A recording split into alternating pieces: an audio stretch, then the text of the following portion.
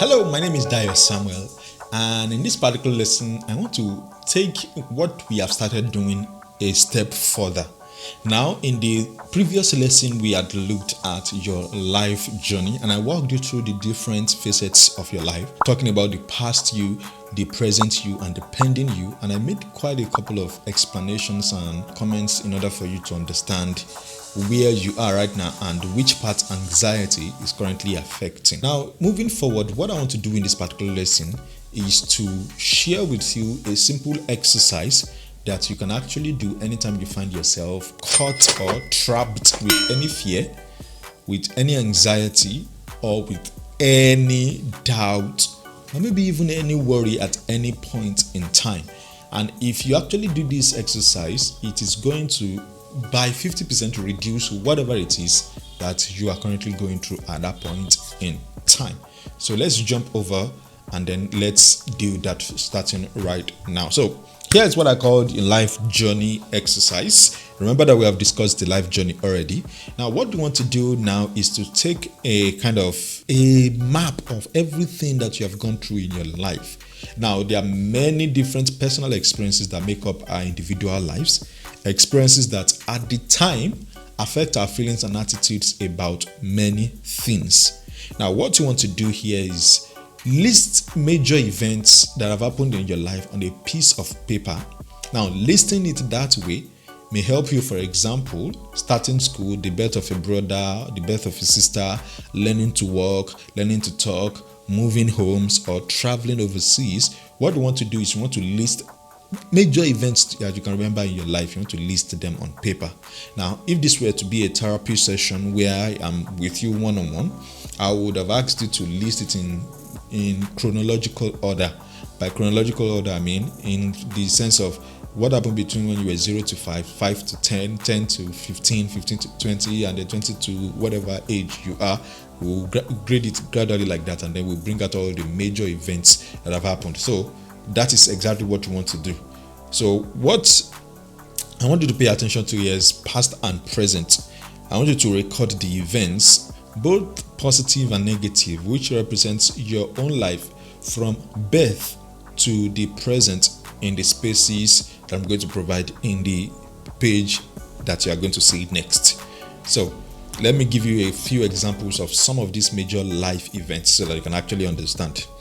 Now, some of the major life events could be moving in with a partner, marriage, it could be getting married, it could be having children, it could be buying a home, it could be divorce, it could be job loss, it could be starting a business, it could be retiring, remarriage, separation or breakup, major purchase that you made in your life, it could be legal issues, it could be new job, personal health issues, children returning home, perhaps maybe you're a parent, it could be family health issues, it could be major change in finances, it could be maybe paying for your children's education, it could be change in living arrangements, caring for parents who are old, adopting a child, your children leaving home and then moving into their own life, into their own world.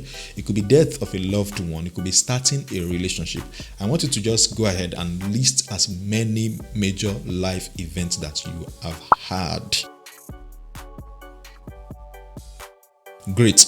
Welcome back. So now in this particular section, you have listed everything that have happened to you in the past. Now, what you want to do going forward is you want to now look at all of the major events that you've listed.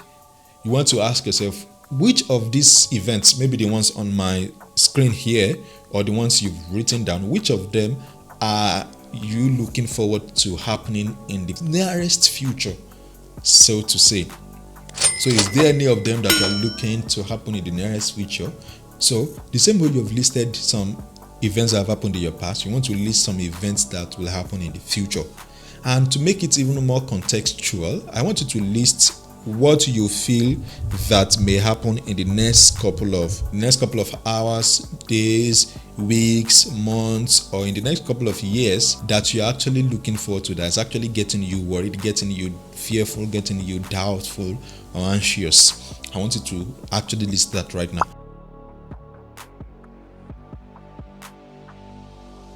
So what you want to do here is you want to look at whatever it is you have listed. So for example, if you choose A here as moving in with a partner as an example, whatever it is that is about to happen, you want to ask yourself two basic questions. What is the impact of that thing? So you want to ask, what is going to be the impact of that thing when it happens? That is, how impactful, what kind of impact is it going to have in your life? And there are two answers you can give it. It's either it's going to have a low impact or a high impact. Low impact can be found around here, down here, while anything that is of high impact can be found high up here. Then you want to ask yourself another question. This thing that I'm doubtful of, this thing that I am actually disturbed about right now, what's the probability that is going to happen? So using the example that we use as moving in with a partner, what is the impact that moving in with a partner will have on you? What's going to be the impact? Is it going to be low impact or high impact? What's the probability that is going to happen that you are going to move in with a partner? Is it low probability in this direction, or is it high probability in this direction? So I want you to answer that question right now. And what you want to do is you want to actually place it in any of these boxes. So if moving in with a partner, for example, what is the impact it's going to have? And you want to put it either up here, or down here. What impact is it going to have? Well, moving in with a partner is going to have a high impact. So you can put moving here. So let's say moving in is going to have high impact here. And then what's the probability that is going to happen? Is it going to be low probability or high probability? Now, in this case, what's the probability that you are going to move in with a partner? Well, there's high probability that you will move in with a partner, right? So it means that you can find it here. So it means that if you bring this and this together, it means that you find it has high impact and high probability. So this then becomes where you grade what is currently going on with you. Now, using another example, a new job, for example, you want to look at, okay, what's the impact of a job? What impact will getting a new job, what impact is it going to have? And then if getting a new job is going to have high impact, what's the probability that you're going to get a new job? If it is low, then you want to put, okay, getting a new job can be put inside this box. So what you are basically doing is you are kind of framing what you are worried about, framing what you are disturbed about, framing that fear that you have. You are framing it in the sense of, okay, this is going to have high impact, this is not going to have a lot of impact, this is probably going to happen, this is not probably going to happen. Now, if you try out this exercise, you will find that it's going to reduce a lot of your worries drastically, because once you can place it where it belongs, it then gives you the opportunity to actually say, yes, now I can now look at, okay, this thing is not so. So for example, if you pick one of them and then you place it on any of the boxes like that, and you find that it's low probability and it's also low impact, it means that your fear is practically baseless. You are just the one who's disturbing yourself so much. It doesn't have enough impact, neither there is no probability that it's going to happen anyway. So that is what you want to do with this particular task. And for that, I can't determine your answer.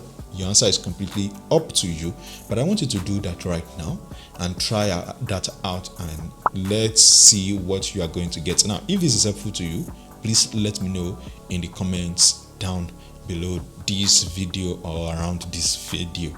My name again is Dayo Samuel, and I'll see you in the next lesson.